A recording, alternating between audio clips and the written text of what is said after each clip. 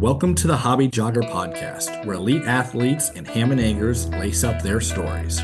We explore the common ground that running creates, from the world-class runner to the hobbyist hitting the pavement, trail, or treadmill. Expect a blend of inspiration, laughter, and the shared joy that makes every step count. Join us on this journey where every run is a story worth sharing.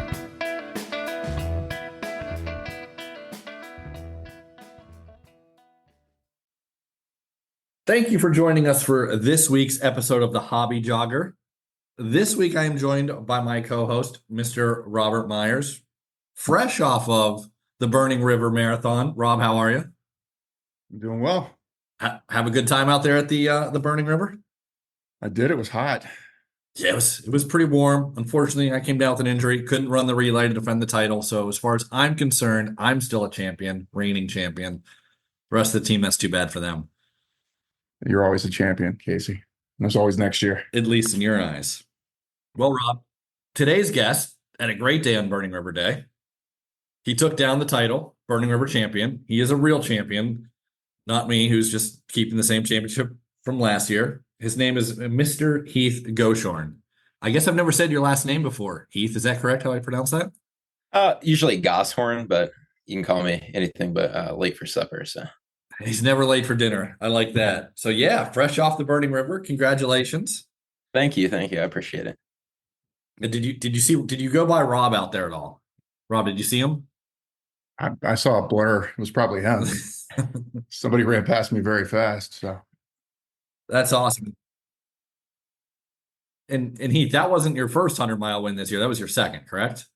Yeah, I ran Visit Beaver County Rabid Raccoon 100 in March, and I ended up winning that race as well. So 2 for 2 on 100s. I see you got the Huracan 100K down there in West Virginia. Yeah, we'll see about that. All right.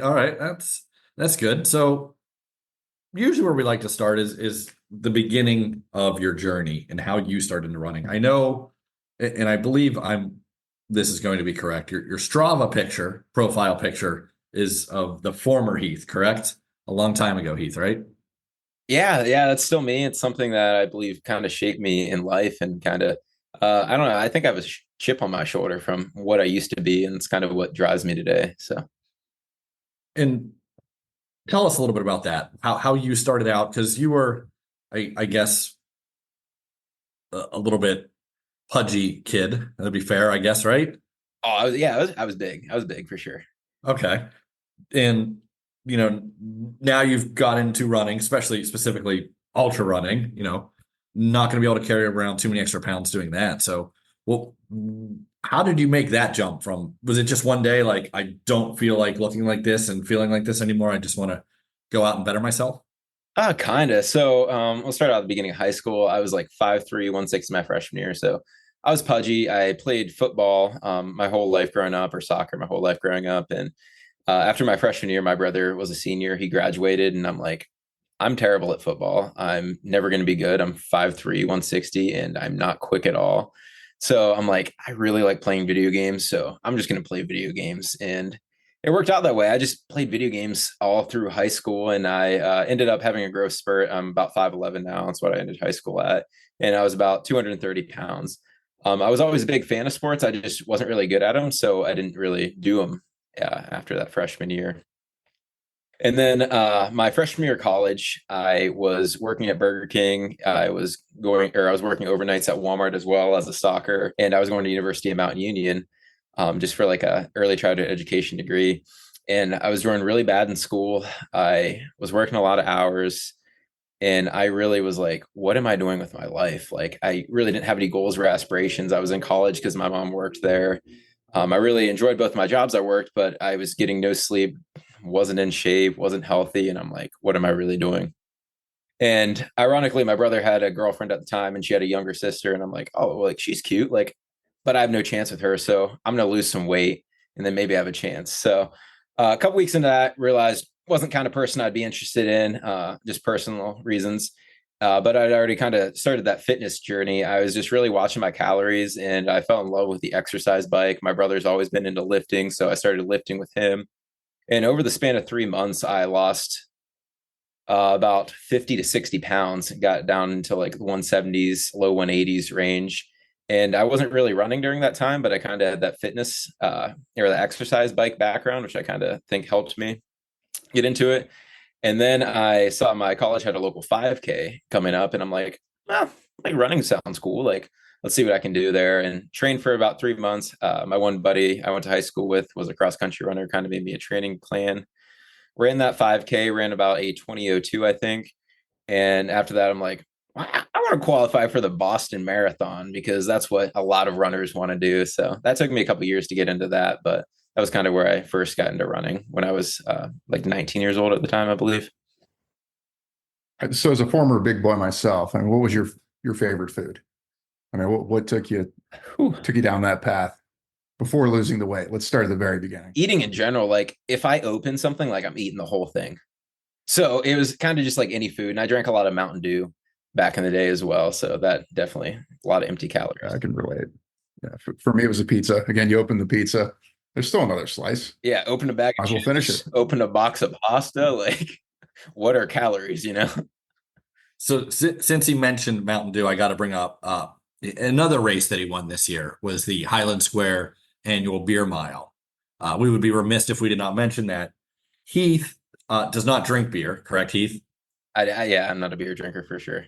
So the RD of the race allowed him to drink, which is me, by the way. The RD allowed him to. What did you drink? It was the Mountain Dew seltzers. Yeah. Yeah, this mad lad brought Mountain Dew seltzers to a beer mile, drank them, and won. Someone. Oh my God. Yeah, I think it was Will. Was like, it's not a beer. I was like, listen, if you show up and pound 4 Mountain Dew seltzers, you've kind of already won the thing.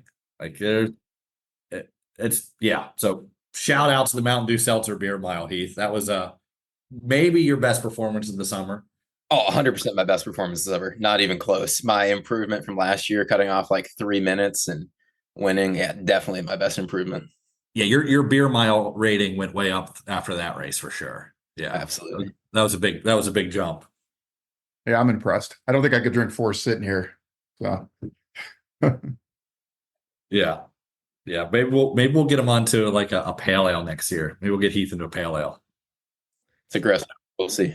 Yeah, I remember we invited him last year to come. He came, and he was like, I don't really drink beer. I was like, oh man, we're gonna ruin this guy. Like, doesn't drink beer now. He's binge drinking 4 beers with us morons. Like, come on. Like that's yeah. So thanks again for showing up, Heath. We appreciate it. Absolutely.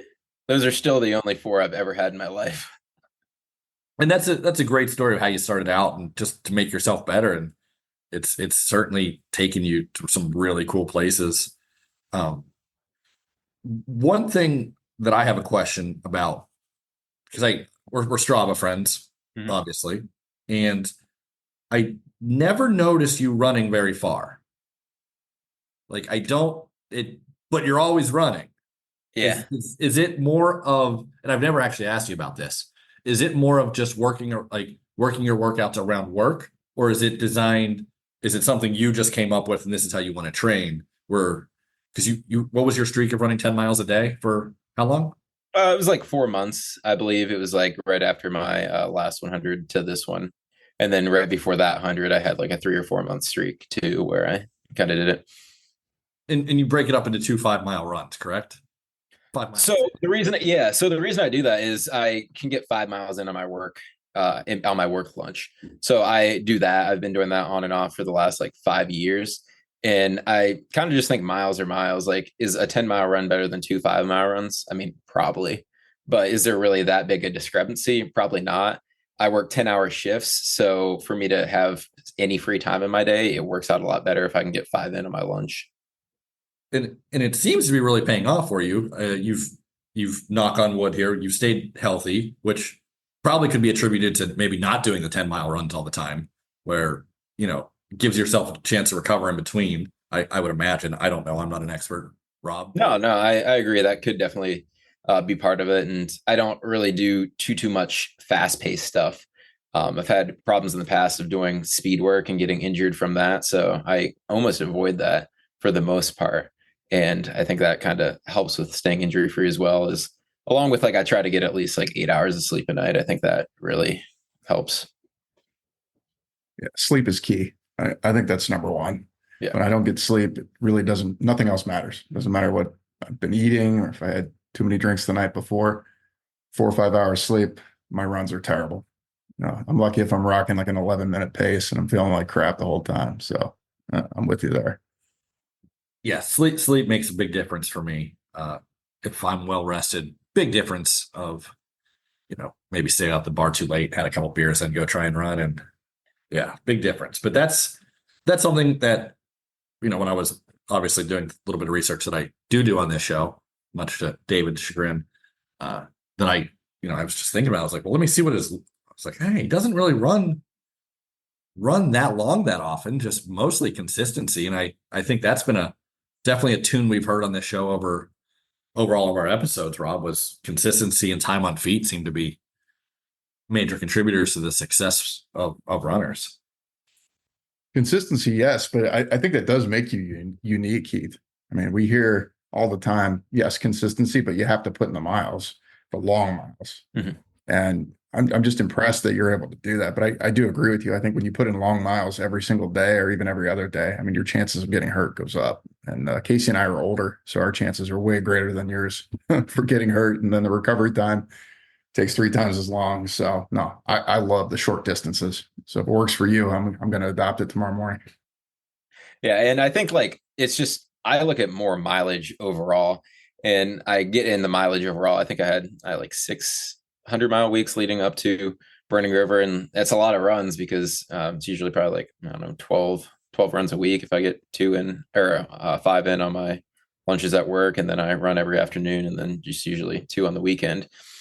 But I did have like a good amount of long runs in, and half of those were kind of races. I did 350Ks leading up to Burning River, the 100-miler in March. I did a 27.5-mile run when I was in Leadville. So I do get in some long runs, but I think it's more important to get in those long runs before your first ultra marathon or before your first 100.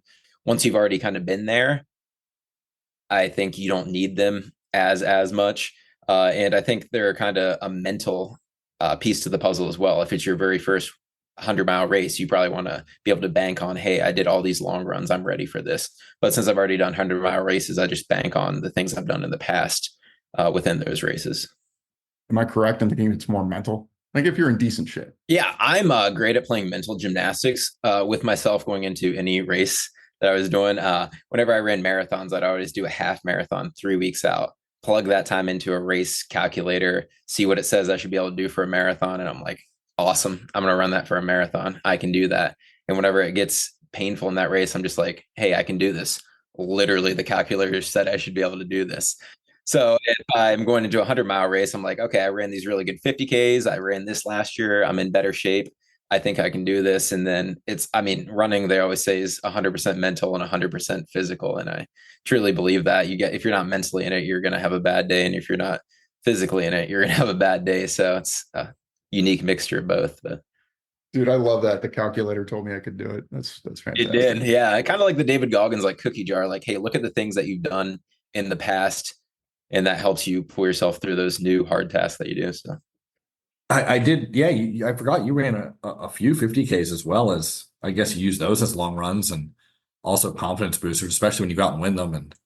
And the one of them was via your sponsor, correct? Yeah, the New River Gorge Trail Festival 50K. And the week before that, I did the Summer Sasquatch 50K. So that was kind of like back-to-back weeks of racing, which is a good test.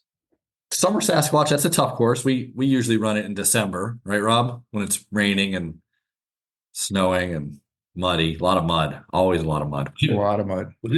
Was it muddy in the summer? Yeah, we didn't get rain in forever. I told Olivia, because she ran the race too, I'm like, hey, it's not muddy. Like, it's going to be great. It's going to be dry. You don't have to worry about getting your feet wet, because she has problems with getting her feet wet in races. And then there was just mud all over the course. I'm like, literally, what is this? Like, this course is never dry. Like, no, I got a feeling that course is definitely never on the dry side. The horses just tear it up, and yeah, there's always mud spots. That's yeah. Hey, you're having a heck of a year. Thank you. I'm proud of you. I know Rob is. And How have you progressed over the years? Like where in the ultra, because I know you had said that you went from Boston qualifying, you decided to get into the longer stuff.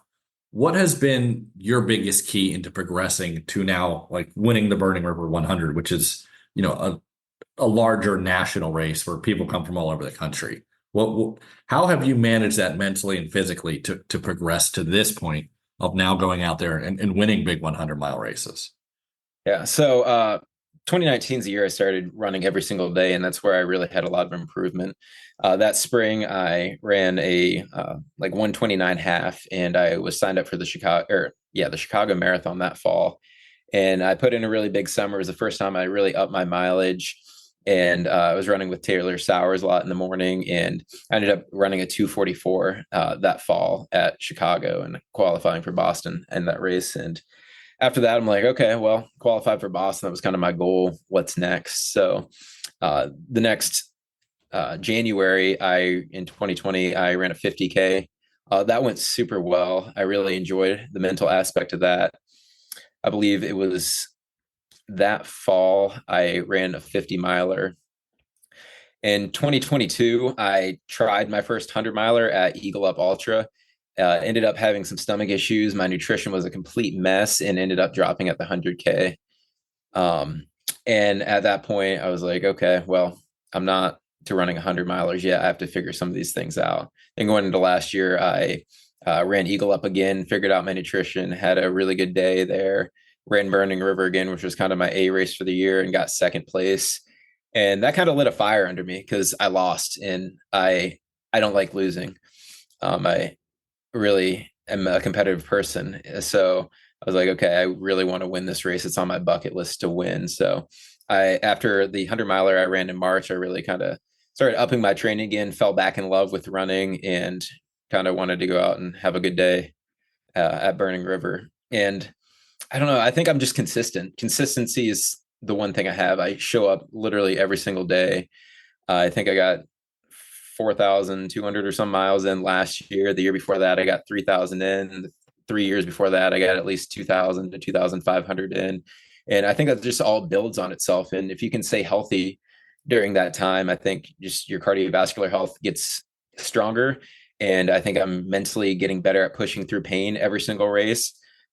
We have my crew stations down to a science where I'm spending no time there. I have the best crew in the world. I have some amazing pacers. And I think just all those things coming together really help me out. I don't think I'm really the best at anything, but I think I'm really good at most things. And those places where you can save time, I'm really good at.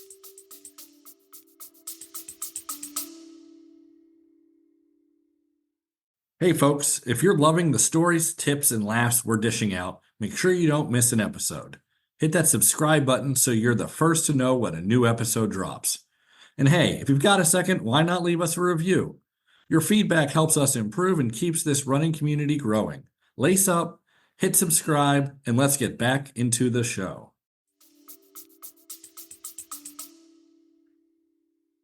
And that's one thing that I've seen, especially this summer. I've seen now a couple races up close and personal, and it's definitely the ones that have the plan. They execute the plan, they stick to the plan, and you can tell you've learned a lot, and you've put it all. Now you seemingly have put it all together. And one thing I want to ask you, because we're going to now, I mean, that was your A race. We're getting into the Burning River. Going into it, what was Heath's plan for that race? Because it was kind of chaos at first, it seemed.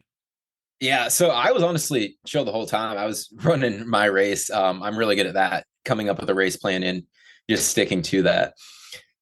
I told my buddies before the race over text. I put the text on Strava, but I put, hey, I want to go out in 7:10. I want to go out pretty fast. I know I'm going to slow down, but I think the race is going to be won in the first half. And I said, I hope I can hold on to an 8:10 the second half, which it ended up working out. I literally split a 7:10 the first half and a 8:13 the second half.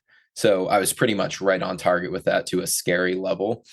But I knew I was probably going to slow down by about an hour the second half, which I was completely fine with. I knew it was going to be a hot day. So I calculated for that. My crew and me had a really great strategy to keep me cool. After talking to you, Will and everybody. Just seeing what the pros actually do and just kind of implementing that really helped me out to sustain a decent pace the second half. Yeah, David and I definitely got to witness a lot of the cooling techniques out there in Western states. So definitely a hot day out there in Burning River. I didn't make it out to see you this year because they took out the one trail right down the street from me out of the race. Unfortunately, it was under construction, Park 4. But it seemed like you were with a group to begin with. I forget the gentleman's name. He was leading most of the day, but he kind of went out a little bit harder. And then were you with a pack? Yeah. So the first mile, I started out at like a 7:30 pace, which is what I started out with last year. I figured I want to get some pretty fast miles in the first couple road miles. And right off the rip last year, there was like 20 people who just sprinted out of the gate, went ahead of me. So I figured that was going to happen again. And that didn't happen this year. No one passed me. And we're like a mile point two in before Alec, who was in the lead for the most race, absolutely amazing runner, great dude, kind of took off. And I was like, okay, see you later. I'm going to run my race. I don't want to run that fast right now. It's like 4:10 a.m. Like I'm going to chill. And at that point, there was like three guys who were just running right behind me. They were running with Alec, and then they just refused to pass me. And I'm like, well, that's kind of interesting. So I was running with them till about mile 4. They weren't passing me, and I fell and completely ate crap into a bunch of tree saplings. And one of them helped me up, and then I caught back up to him. And the one guy was like, "Oh, hey, like, were you the one that helped me up?" He's like, "Oh, no, it was one other guy." I'm like, "Oh, okay. Well, my name's Heath," and we started talking. And the one guy, his name was River. He ended up getting 4th place overall. I was running with him. And then the one other kid, his name's Owen. He's a young man. I think he ended up like 10th overall. He's only like 20. I was running with him for a good portion of the first half. And he actually told me, he's like, yeah, my plan was to stick with you for the first half because I looked at your splits last year and they're around where I wanted to run. I'm like, not a bad idea. Like, a good strategy because I think he has issues with pacing himself. So, Yeah. Hey, if you have issues with pacing, it's definitely good to have a buddy out there because one thing that I notice is there is always a group of people that goes sprinting out, no matter the distance of the race. They're just bombs away, legs are feeling good, having at it. So, hey, props to that kid for, because it's usually the younger guys that are doing it, I've noticed. Right, Rob? All right, I'm still guilty of it. First 2 miles are always my fastest miles, and I slow down every mile after that. So I'm obviously not in the front, right? Yeah. This is me in the back. So, but still, same thing. I just plot out in the middle, and maybe I'll catch you guys a little bit later, and that's more of what I like to do. I don't know what it's like to only see one or two behinds in front of me. Where did you fall at?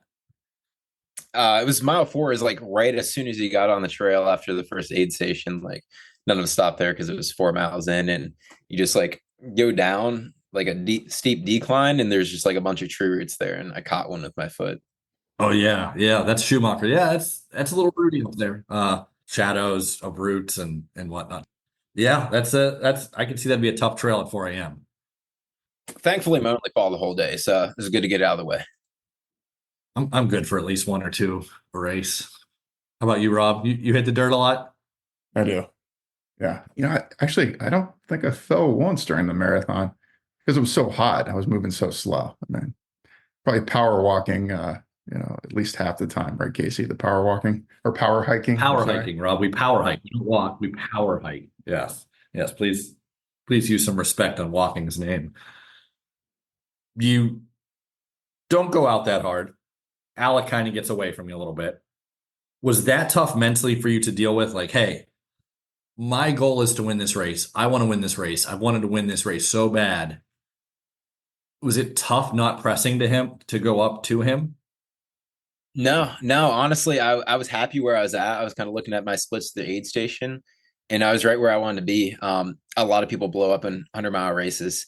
So I figured I didn't want to do that. And if someone else wants to go out completely fast, like I'm going to run my race. And if I run my race to a T, I'm going to be happy. Even if I get second place, like I'll be mad I got second place. But if I ran what I thought I was capable of, like it's hard to be mad at that point.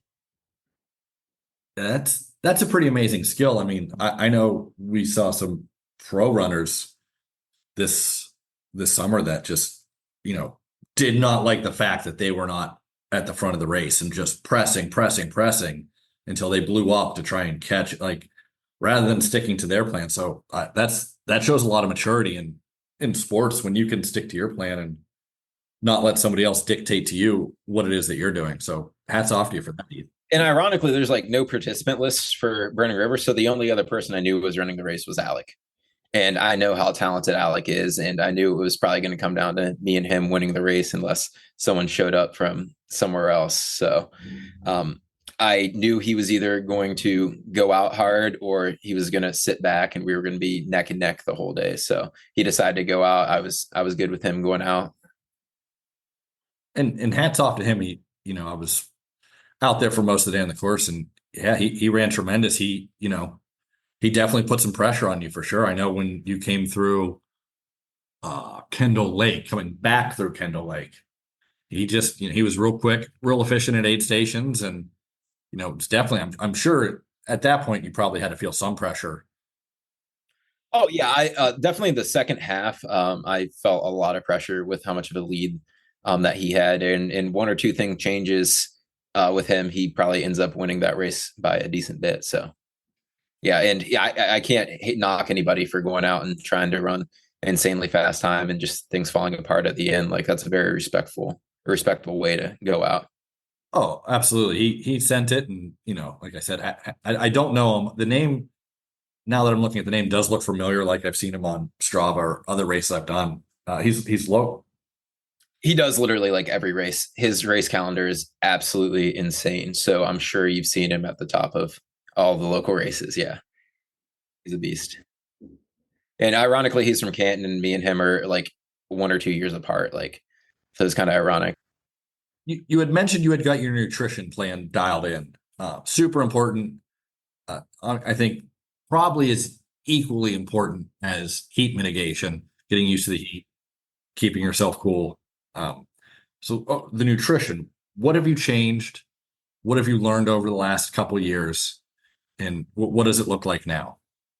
Yeah. So the year that I said I had nutrition problems at Eagle Up, I tried to only drink Gatorade because I wanted all the calories. So I definitely mix in water now. I usually have one handheld full of water and one handheld with water and 3 scoops of Tailwind. So I'm a big fan of Tailwind. The calories you get from that and the sodium you get from that's very helpful. I'm a big fan of the honey stinger waffles. That's like the only solid food my stomach really agrees with during races. There are these gels. They're called glucose gels. We sell them at Walmart. You can also buy them online for a pretty good price, but they're super liquidy. They're not very thick, which I like. There used to be Gatorade ones that were the exact same way, but Gatorade stopped making them. So I take a lot of those. And one thing it's first time or second race I've used it. I used it in a 50K. It's called Precision Nutrition. They have like these big packs that are 360 calories, which are very convenient to carry. It's like a kind of looks like a large squeezable applesauce container that they keep them in. But that was very helpful for the long sections between crude aid stations to have that. And that really sat well with my stomach. And then I just take the chewable salt tabs from time to time when I think I need them. So you've definitely got it dialed in now at this point. All the nutrition, everything that agrees to your stomach. And I mean, there's people that it takes years to figure out. And that's the thing. And whenever we were in with Jim that one time, he talked about it. It can be different every race. Something might not agree with you during a race. And what I did during Eagle Up last year, I was eating Cliff Bars every 10 miles. And then last year I tried that at Burning River. And after the second one, my stomach's like, yeah, absolutely no more solid food today. So I had to kind of switch my game plan mid-race last year. So that can happen as well. I've been lucky that my last 2 100s, what I've been doing's worked absolutely perfectly. And during my 50Ks as well, which nutrition's a lot less important, but. Yeah. And that's something that I just know from talking to people that, they have trouble with, even top-notch guys, still trying to figure out how to get 90 carbs an hour or whatever their goal is. And it's tough, especially in the heat with your stomach turns, and it's not easy to bring back. Rob, do you have any trouble out there eating? No. The one thing I was going to bring up, the aid stations for me are kind of a mental handicap. Like, I look forward to the aid stations for nutrition, but to stop. And when we talk to guys like yourself that are really fast and winning these 100-mile races, not relying on the aid station and not even stopping some of the time. I mean, it's just amazing to me, and I don't even realize I'm doing it. I see the aid station and it's just a relief that comes over for us hobby joggers at the back of the pack. I mean, just to stop, slam a couple Cokes, maybe a ginger ale, grab some grilled cheese and take a break. Like, yeah, I realized that after the marathon, like, I got to stop doing that. I'm losing like 5 to 10 minutes throughout the race. But it really is. It's a mental handicap seeing that aid station and stopping for way too long. So hats off to you for not doing that. Yeah, which I honestly, I stopped at every single aid station after mile 50. I was just kind of carrying my own nutrition with me, but I did grab ice for my ice bandana because I thought that was kind of worth the time that it took to grab that just to stay cool. And I did refill my water, and I honestly did use Scratch some during the race, which I never really did, but I found it a bit easier than carrying extra tailwind packs with me and trying to open those up. Yeah, stopping for ice, definitely the right move when it's 85 degrees and the humidity is way up there. Yeah, I was impressed once again when you came to the aid station. You were deliberate. You took care of yourself. You got the things done because it's a 100-mile race. It's not the first to 80. It's not the first to 90. It's the first to win a 100-mile race. You got to run the 100 miles, and you definitely did a good job. I thought of. I texted Will after the Kendall Lake. I was like, "Yeah, he looked good. Like he stopped, refilled his waters, ate something, then went on his way. It wasn't like you didn't seem rushed. You didn't seem flustered. You were just kind of calm and going through." Yeah, it's ironic because the crude aid stations I have are usually a lot quicker than the non-crude ones because they already have the ice bandana ready. I have a video from Oak Hill on the way back, and I believe I was at the aid station for 16 seconds. Put on the new ice bandana. Seth and Olivia doused me with water and ice. Picked up my new bottles that already had everything in them and was out. I don't think I saw anyone else with an ice bandana. Did you see any ice bandanas, Rob? Maybe one or two. I mean, I was just spectating and I was going to wear one because it was pretty hot, but I didn't. But Heath, I think you were the only one I saw with the ice bandana. Were you the only one that you saw? Yeah, I didn't. Yeah, I don't think I saw anyone. I know Alec wasn't wearing one at all. And I didn't really see too many other people. I didn't put mine on until 50 because that's kind of where it first started getting hot at 34 as the last cruise station you see before 50. And it was still pretty chill at that point. So I didn't really want one on. So that is I've run every bit of the Burning River course multiple times, except for the towpath. Well, it's not the towpath, it's the bike and hike. Yeah. And that's the only it was just that's gotta be a big mental block for people that get to that race. And what time did you hit the hike and bike at? Going in probably it would have been around 6 hours in, 6:10 in, so about 10:10 probably. Yeah, so it's not that hot yet, but on the way back, I imagine that bike and hike was pretty sultry with the sun blasting. Yeah, it probably would have been a lot worse, but I just ran it when it was about the same temperature. And then when I went to 50, I put that ice bandana on. I got soaked down with water. So I was feeling pretty good, even though it was really hot out, just with all those cooling mechanisms. And I was wearing an all white top, all white arm sleeves, keeping that wet. Had a white ice bandana, just tried to go straight white out Hoth mode. It's good to be Heath because I disagree. It was like running on the surface of the sun. That pavement was so hot, man.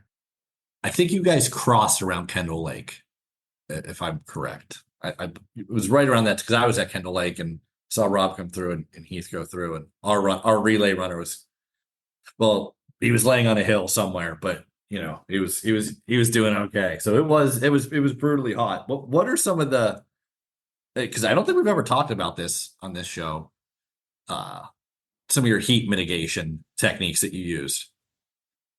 All white. Find a shirt that you like, try to make it white.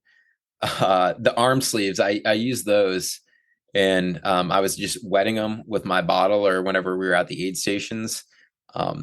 They had a bucket with the big sponges, and at any of the crude aid stations, they just doused me with that ice water. And then that ice bandana was absolutely huge. Had the white Jim Walmsley Hoka bucket hat on. I really like that in the heat as well. I'm all about wearing white if it's hot out. Like, black or dark just attracts the sun. So I'm about not wearing anything dark at all. But all those things that I learned from you guys and learned from watching the pros really helped. Whenever I ran Eagle Up last year, I took my shirt off for half the race. And it was really hot, but I was using the ice bandana and stuff. And I was talking to Jeremy Pope about it on the one run rehab. And I'm like, why don't any of the pros take their shirts off? And he's like, because it keeps them cool if they have a shirt on that's wet. So I really used that over the years. And I'm like, okay, keeping the shirt on 100%. And I don't have to worry about getting sunburnt. If I have shirt and arm sleeves on, I don't have to worry about putting on sunblock, which saves some time as well. Yeah, that's one thing that a lot of people, they always look at me weird when they especially used to, like playing soccer. I had a sun shirt on, long sleeves. It'd be 95 degrees and I'm wearing long sleeves. And like people are like, aren't you dying? And like, well, no, my skin's not getting torched here while yours is. Like, yeah, you have your singlet on or whatever. It's like, that's good if it's like spring, fall, and the sun's not blasting you. But as soon as you get into summer months and it's scorching your skin, you lose a lot more water through your skin that way, I feel. I don't know if that's true. Maybe we'll have a dermatologist on sometime, Rob. What do you think? We should. I think I missed out on that tip to wear white. You forgot to tell me. I think I was wearing dark blue, which was the wrong move. My bad. I told you long sleeves. You did. You did. My mistake. The month and a half before the race too, I was testing out all my gear. I tried out a couple different arm sleeves. Wolf Creek, my sponsor, gave me like that white shirt. So I wore that a lot to make sure that it wasn't anything new on race day. I did some training where I was wearing like some sweatshirts and stuff just to kind of get used to the heat if it wasn't really hot out that day. And I think that ended up paying off. I was hoping it would be scorching hot at Burning River. I thought it would really give me an advantage, and I think it really did. Yeah, definitely. Because I know reading I believe it was your race report, someone, or at least someone told me that Alec Klein had a little bit of trouble. Probably the heat caught up to him. I imagine. I mean, like I said, I don't know him, but that could have been an issue he had. I don't know. I thought I maybe read that in yours, or someone told me that after. I don't know. I could be wrong. I don't want to. I must have told you. I don't think I mentioned any issues that he was having, but yeah. No, I mean, I think that probably did happen. I don't think he had an ice bandana or anything. And I think I talked to him, we're friends, but he had some like dehydration issues. I don't think he was taking in enough liquid. So. Yeah. And that's tough. I mean, especially the section that when I saw you go through, you go over a couple of those exposed hills through past Kendall Lake, and it's just beating down on you relentlessly. But hey, you were covered. You were in the shade. You had the bucket hat on. You had the arm sleeves. You had the pacer with you, keeping you company. Yep. Now that's one thing you mentioned was your crew, which I would include your pacers, Dustin. Talked to him a little bit after the race, and Olivia, your girlfriend. Tell us a little bit about your crew, what their roles are, how you have them set up. Because I know mom's important. Mom's out there. Yeah, I have the greatest family ever and the most supportive family ever. It's my mom and my brother. It's kind of just been us growing up my whole life, and we're super close. And they want to be there to support me at every single race, everything. They're my biggest fans. They believe in me no matter what. And they've been my crew for pretty much every ultra I've ever done. And then Olivia came in the fold about 3 months ago, and she's an ultra runner herself. We actually met because she ran the same 100 I ran in March. So we have the same hobby. She understands it. Before the race, I made a Google Doc and said what I wanted at every single aid station. And I didn't have to explain anything to them. They just ran it like an absolute boss, best crew in the world I could ever ask for.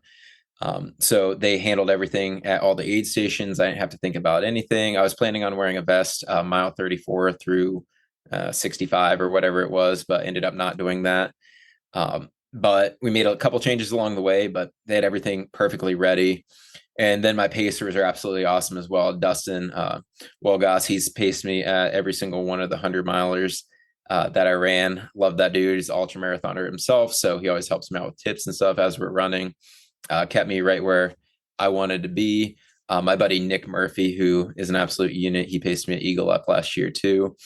He paced me for 10 miles, and that was kind of my low point whenever he was pacing me from 65 to 76, 77. But he helped me get through that. Very positive individuals. And then my buddy Carlo paced me for 17 miles up till mile 95.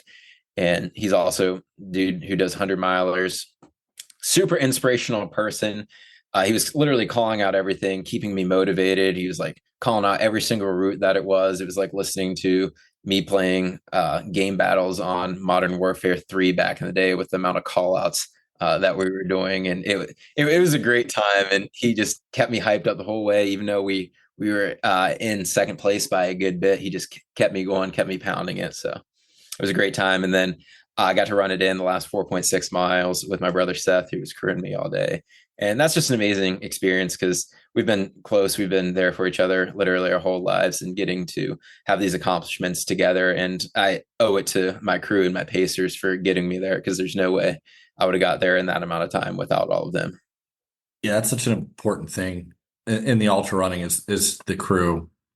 It gives you a huge leg up. When we were out at Western States, we saw some not so good ones that didn't even show up. You know, people in the top 10, like, hey, where's my crew at? You know, and it's really can make or break a runner's day if you have a good crew or not, for sure. Well, let's not forget who was number one in your crew, right? Absolutely. Right here. Yeah, Patty. So my mom ended up bringing, or my mom and Seth ended up bringing my brother's dog Clark for the first half of the race, so he kind of got out to experience some, and then Patty was there from mile 50 on, and I just love those post race pictures with him. He's such a silly boy. Yeah, that's What a awesome. cool dog. Yeah, mom was very proud of the dog too. She had her hands full there a little bit, you know. He is 46 pounds of pure muscle. He has the biggest paws in the world to get that leverage. He's a strong boy. Yeah, I mean, this is a PG show, but he has more than big paws as well, Heath. Yeah. Yeah, we noticed that. They're very near the ground, I'd say. He's very low. He's excited too. I won, so can we blame him, you know? Yeah. You said you hit a low point. That's something that happens in every ultra. I mean, if you're running over, well, even a marathon after 20 miles, you're going to hit a low point. Like, there's no, I don't think I've talked to anyone that hasn't hit a low point in a 100-mile race, especially if you're going out to try and win it. What was the low point? How did we dig ourselves out of it? What did we do to kind of to work through it? Yeah, so it wasn't a super low point, which is good, but by mile 60, my quads were completely blown out, which happened to me about mile 56 last year. My quads just hurt with every single step pretty badly for the last 40 miles, which was fine because they hurt the same whether I ran faster or slower or walked. It was the same pain. So that helped me just kind of go for it. But from where I picked Nick up 66 to 77, we had made up a little ground on Alec before that. And then we kind of lost some ground on him. And I was going through a lot of pain with my quads. And I'm like, I still have 30 plus miles to go, and I'm not making up ground. Like, I started to question things like, hey, can we win this? Not like I was going to drop out or anything. That was never really in my mind. But hey, this is going to be tough. Like, I don't know if I can do this. Like, I've been waiting for this the whole year, but I know how talented Alec is. I don't know if we're going to really be able to catch him. And then we hit the aid station, which was probably about 74, 75, which was a timing mat. And I had lost like 5 minutes on him. So I'm like, shoot, 25 and a half to go, 26 to go, down by 20 minutes. That's a big hill to climb, especially with how bad my legs feel.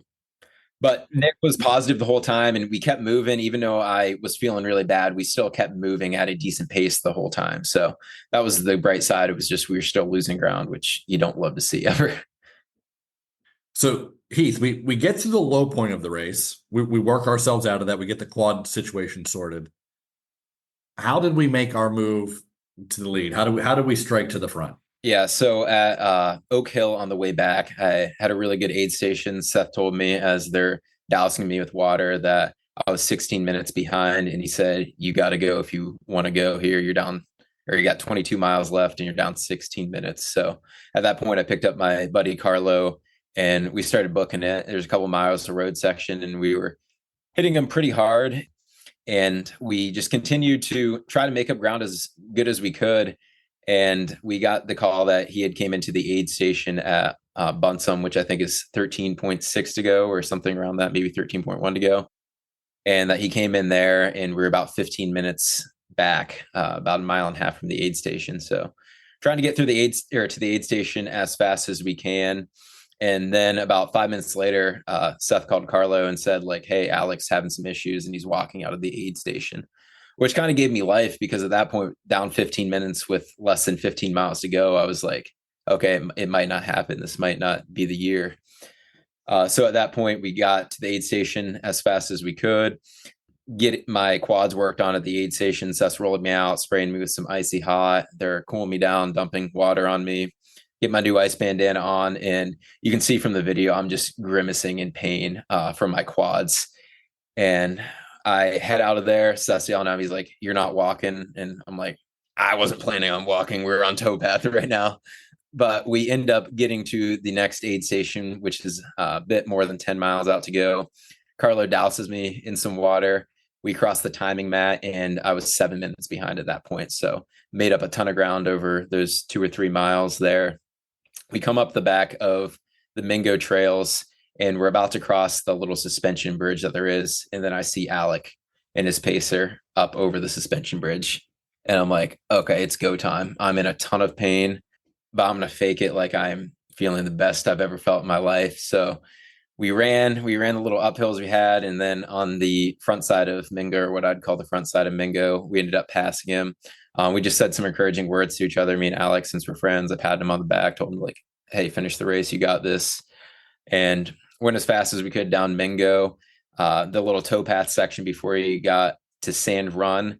I was running that as fast as I could because I knew I had to gap him, because I knew if he started feeling good again, that it was going to be a heck of a time, especially if we got to that road section near the same time with how strong of a road runner he is. That was probably a pretty tough place to gut it out then, because quads are hurting from the top of Mingo down that towpath. That's got to be close to a mile and a half of downhill. Yeah, and it's not the softest. No, it's not soft. It's hard packed limestone. It's basically concrete that you're running on. So that had to be pretty gutsy right there to gut that out down that downhill. Yeah, and at that point, I was just, it hurt bad, but I was almost numb to it because I'm 30 miles into my quads just hurting pretty much the same level no matter what. The icy hot definitely helped some, and whenever he rolled them out, that definitely would help for a couple miles, and then it was just kind of back to the same level of pain, which was fine. I mean, you expect to have some pain in a 100-mile race. And I knew I was going to be walking that backside of Sand Run. I knew there was going to be no way I was jogging up that like mountain bike looking trail that they have with all those ups and downs. So walked the majority of that up to North Hawkins, and saw the crew there, got worked on again, got a new ice bandana. We headed out. Shoemaker was only 3 miles, I think, from there. And at that point, I was trying to go as fast as I could, anything I had left. When I got to Shoemaker, my one buddy, Brenton, who came to watch me, had stayed at North Hopkins, and he said that I had about a 20-minute lead.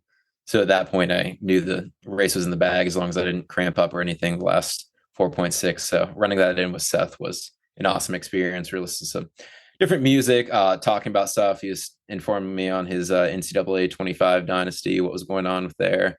I'm not talking much after mile 40 because I was in a lot of pain, and I'm just usually one-word responses, nodding my head. But it was awesome running in with him. Last mile, he put on 7:12 p.m. by Future on repeat as we finished it. And it was just awesome experience seeing all my friends and family, seeing you at the finish line, just kind of like the job was finished. I had been thinking about this race since last year, especially the last 2 months. It was kind of the only thing on my mind. Had a lot of, I don't know, maybe not, I was anxious about the race in a good way. Like, hey, like this is the opportunity. Like, this is awesome. It's going to line up great. Like, you just got to get the job done. And finally completing that was an awesome experience. That's awesome. Yeah. It was so cool to see you come across, see Mom, see the dog, see Seth, talk to Dustin a little bit, and, you know, just to see you, how happy you were, and, you know, that you accomplished such an awesome goal on your A race. And that, you know, doesn't always work out that way. And it's just, I was very happy to see someone that I like, someone, you know, that I admired be able to do that. So, you know, hats off to you again. Thank you. And one of the other reasons I wanted to win the race is because like Jeremy Pope's won the race, and I really like Jeremy Pope and Harvey Lewis. Some of my buddies that won the race. I'm like, kind of want to be on that list. Yeah, Jeremy's an all right guy. He's a good dude. Occasional co-host of the show, was a guest and co-host of the show. So I know, Rob, you were at the finish line with us, correct? Yeah, it was. Yeah, congratulations, Thank you. man. I I appreciate mean, it was after you crossed the finish line, we're like, where's second place? Looking at our watch, time just keeps going by. I mean, that was an amazing finish. Thank you. I appreciate it. And I actually got to run with second place for a little bit around like mile 40 to 42. He was actually in second place all of last year until like mile 74 was whenever I finally caught him.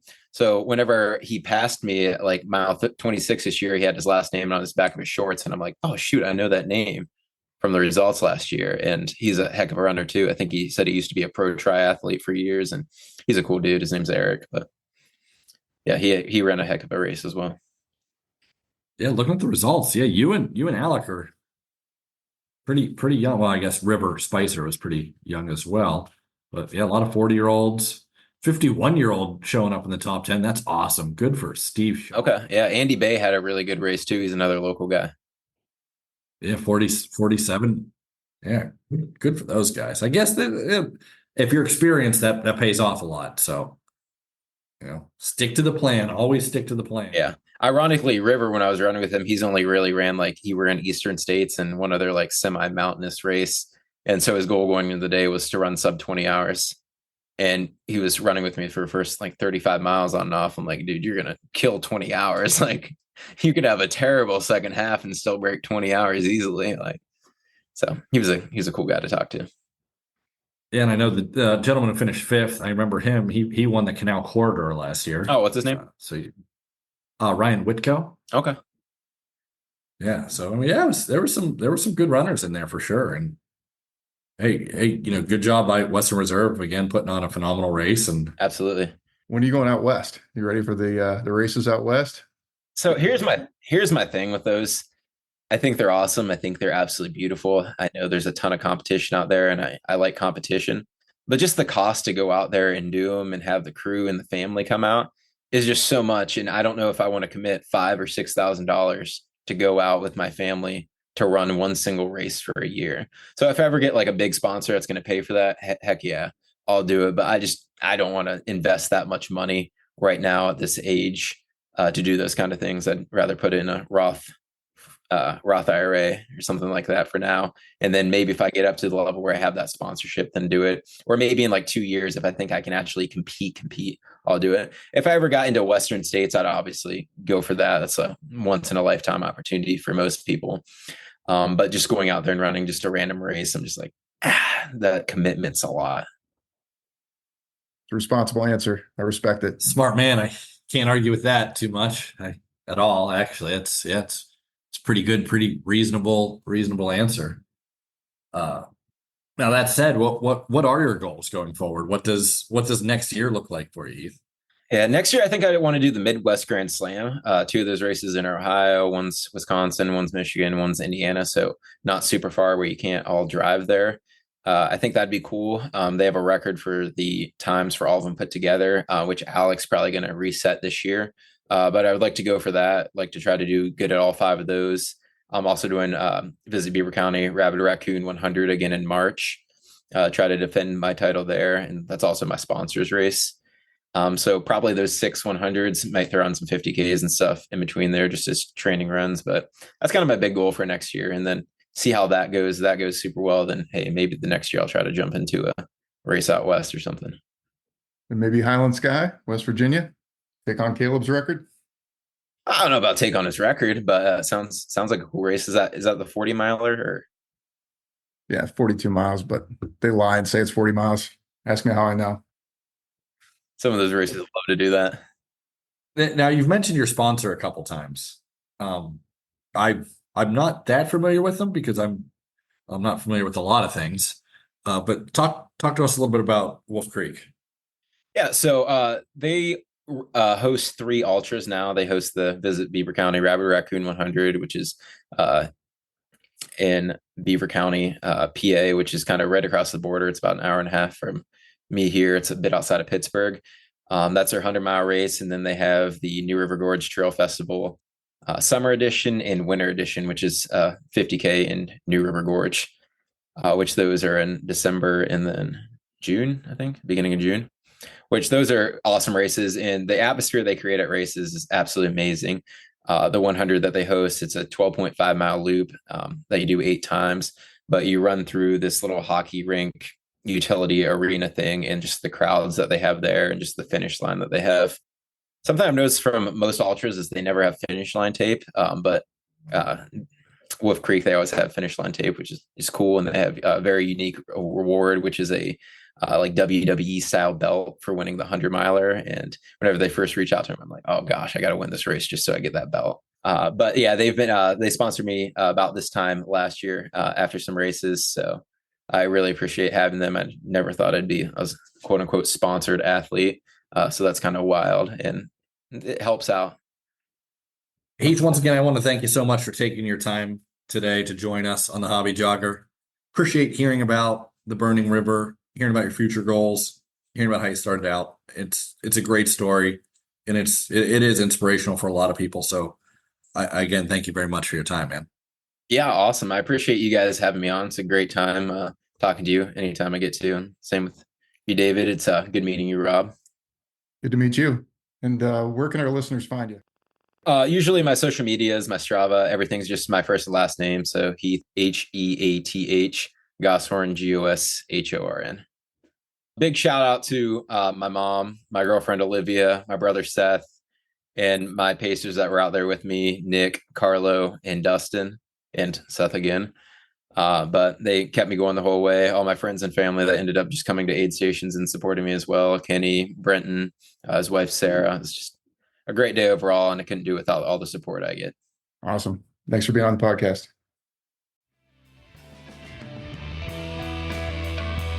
Thanks for tuning in to another episode of The Hobby Jogger. We hope you've enjoyed our conversation today. And if you liked what you heard, don't forget to subscribe and leave a review on your favorite podcast platform. Your support keeps us moving forward. Until next time, keep those feet moving and enjoy the miles.